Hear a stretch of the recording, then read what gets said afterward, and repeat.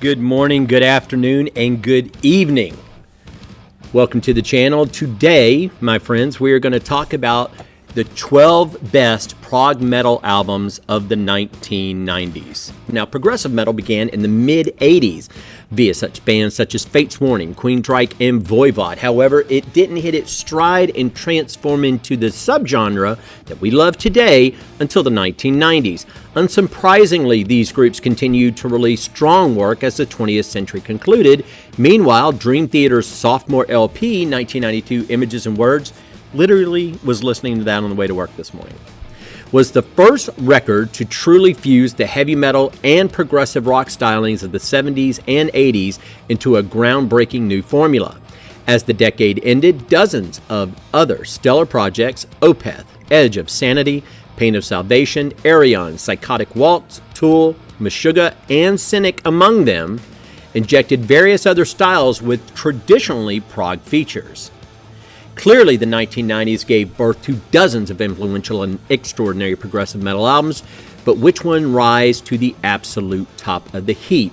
Well, that's what we're aiming to answer by ranking the 11 best prog albums of the 1990s. Some picks and placements are no-brainers because they are among the greatest progressive metal albums of all time, whereas others are adamantly more debatable. Regardless, we'd love to know what you think of the choices. Starting with Conception, In Your Multitude from 1995. Throughout the 1990s, Conception were a shining force in Norwegian progressive metal, and even their 2020 comeback record, State of Deception, is quite good, and I'll attest to that. Fantastic. I'm a big fan of Tor and Roy Khan.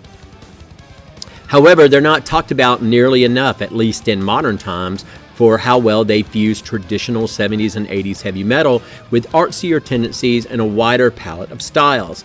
As enjoyable as they are, none of their other outings exemplify that as well as their third, 1997's In Your Multitude.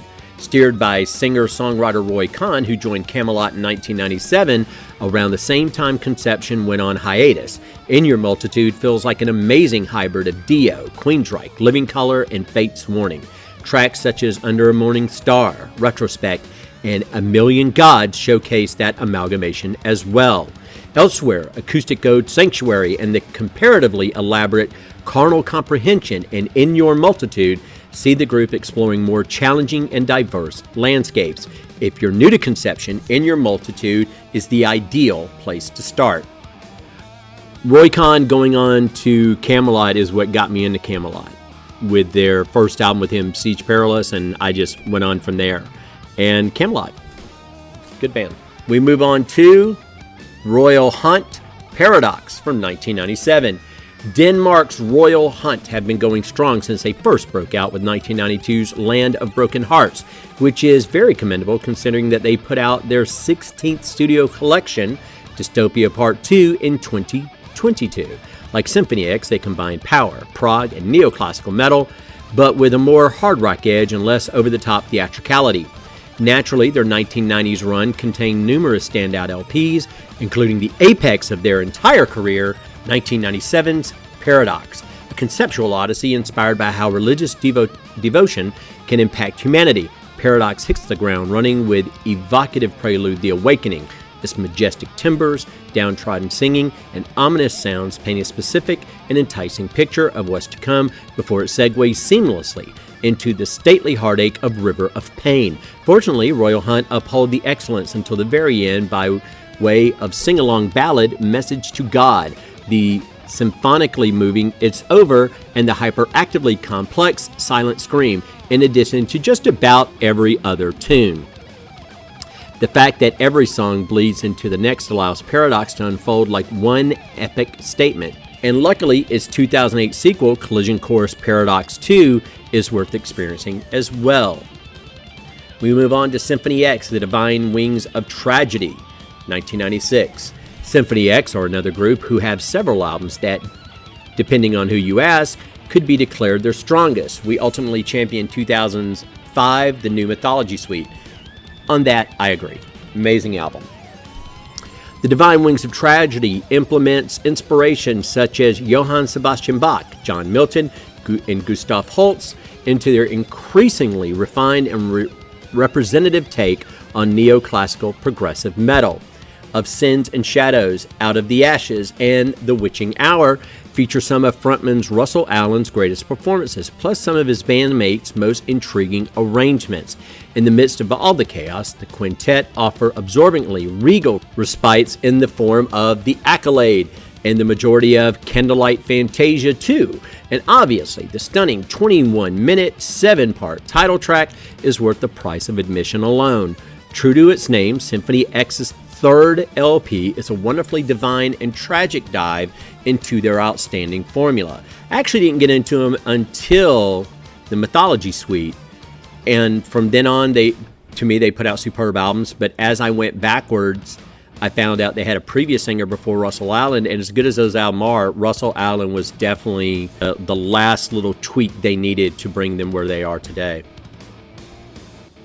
We move on to Tool. Enema? That's what I'm going with. 1996.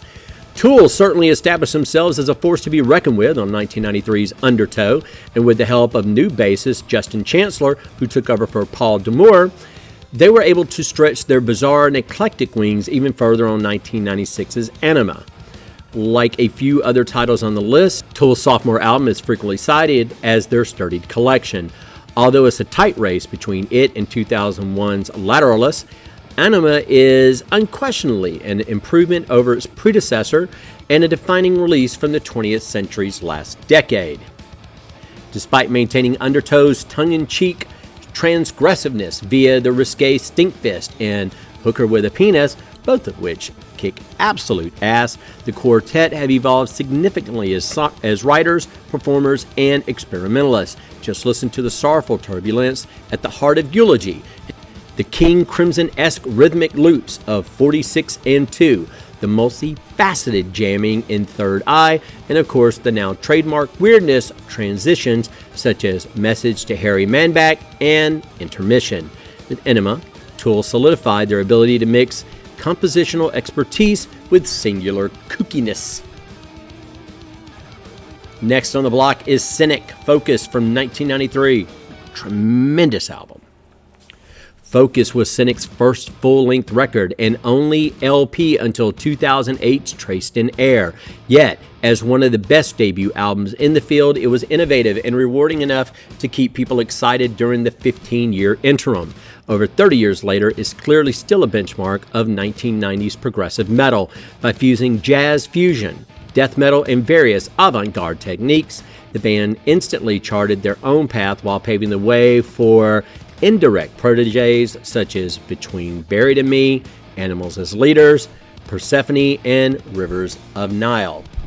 The groundbreaking chemistry is apparent throughout the sequence, be it through the simultaneous devilishness and mellowness of Opener Veil of Maya, the mesmerizingly repetitious rhythms and adventurous timbers of Textures, or the disturbingly blissful The Eagle's Nature.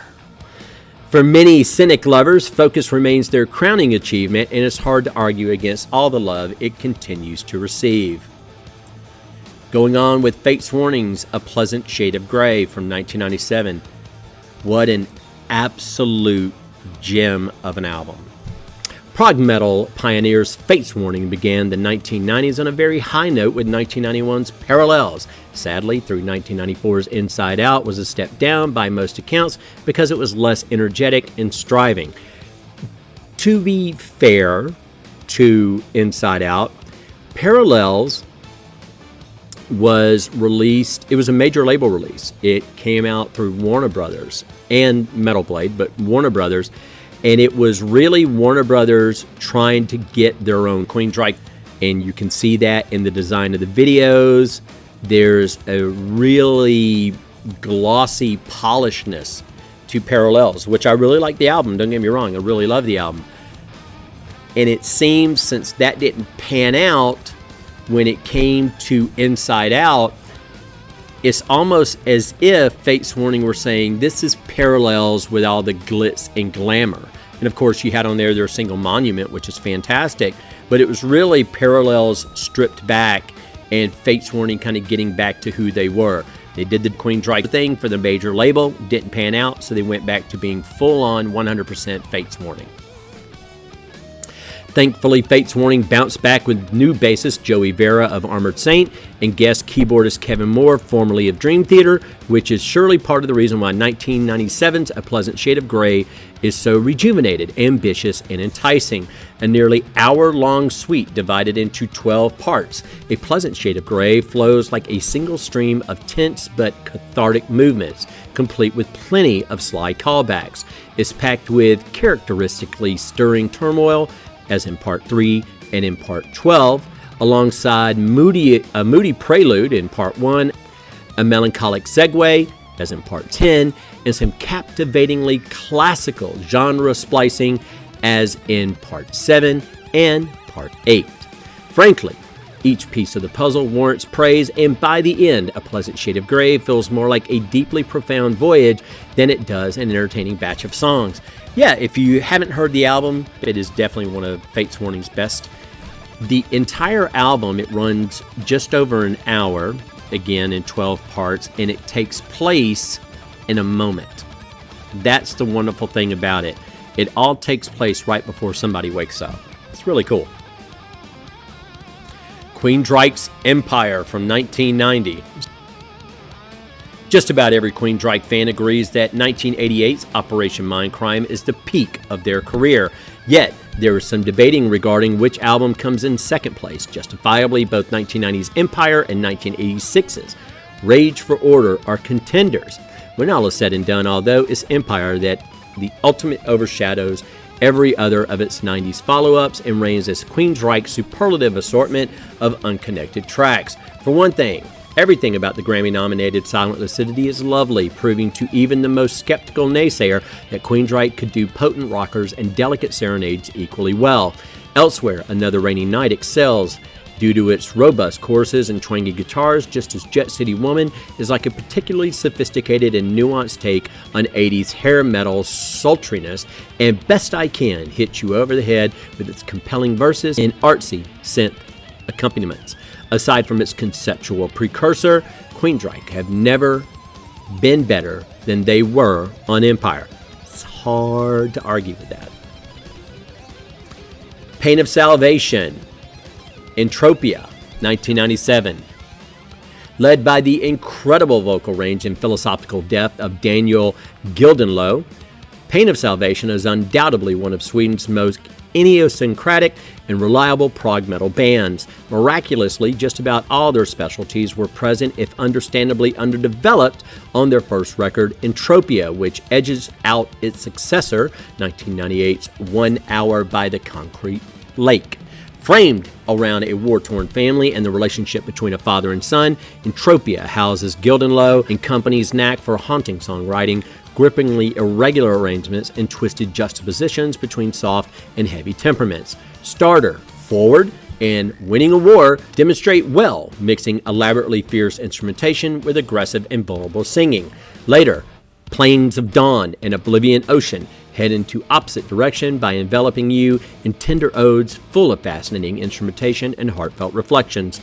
Few other genre debuts have been so successful at showcasing the arrival of a truly unique act. And now we come to it, Dream Theater's Images and Words of 1992. For all intents and purposes, as mentioned above, 1992's Images and Words was the birth of modern progressive metal, since it fused 80s heavy metal with 70s prog rock. It also marked the introduction of James LaBrie, who replaced the late Charlie Dominici. So in a way, it was a breakthrough and the birth of Dream Theater as we now know them.